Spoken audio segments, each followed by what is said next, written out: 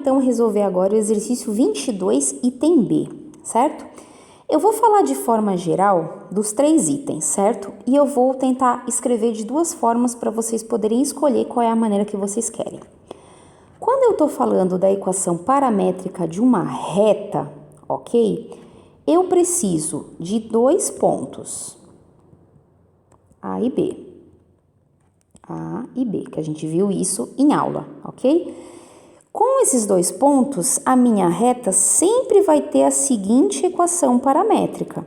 Vou escrever, ele pede a equação paramétrica, então vamos escrever na forma paramétrica. X vai ser o x de A mais t vezes o x do meu vetor diretor. Y vai ser y de A ou de B, né? Tanto faz, vezes o y do meu vetor diretor.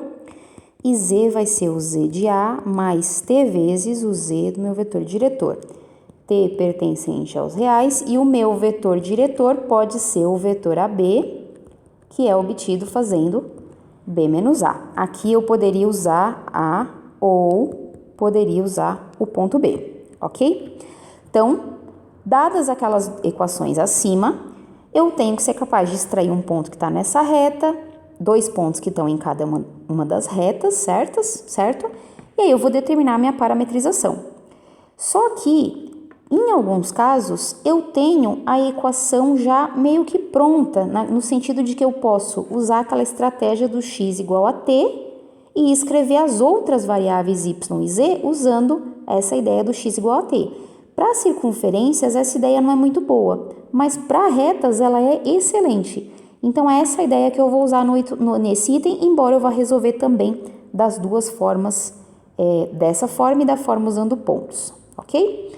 Então, vamos lá. Eu vou copiar aqui embaixo a minha equação lá de cima, que é y igual a 5x menos 1 e z igual a 2. Essa é a reta do item A, ok?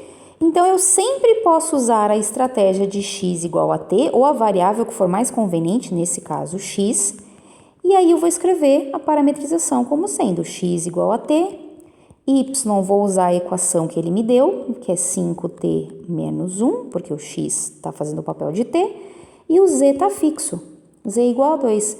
Ah, professora, mas não ficou igual à equação de cima. Não vai ficar, porque a equação vetorial não é única.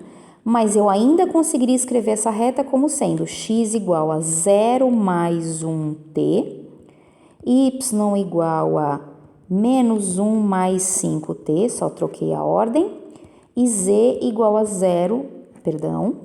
igual a 2 mais 0t. Então, dessa equação, eu tenho que, por exemplo, eu consigo extrair um ponto dessa minha reta e eu consigo extrair um vetor diretor, assim como a gente aprendeu lá em geometria analítica, os números que estão junto com o meu parâmetro t. Ok? Então, tá aí a equação da reta. Olhando no gabarito, eu percebi que ele usou essa, ok? Mas se ele tivesse utilizado qualquer outro ponto, que está na minha reta e montado um vetor diretor, eu poderia usar essa estratégia para determinar a equação paramétrica. De novo, a equação paramétrica de uma curva, a equação vetorial de uma curva, ela não é única. Por quê? Lembra que eu expliquei lá em geometria analítica? Eu tenho que definir um ponto de partida e um vetor. Só que se por acaso eu quiser usar outro ponto de partida e outro vetor, continua sendo a mesma reta. Se eu quiser usar outro ponto de partida e outro vetor, continua sendo a mesma reta. Se eu quiser usar outro ponto de partida e outro vetor, continua sendo a mesma reta, ok? Então, a equação vetorial de uma reta não é única e aí a gente tem várias opções para determinar a equação. Nesse caso, é a opção mais simples, que eu acho super interessante, já que você tem y em função de x já diretamente.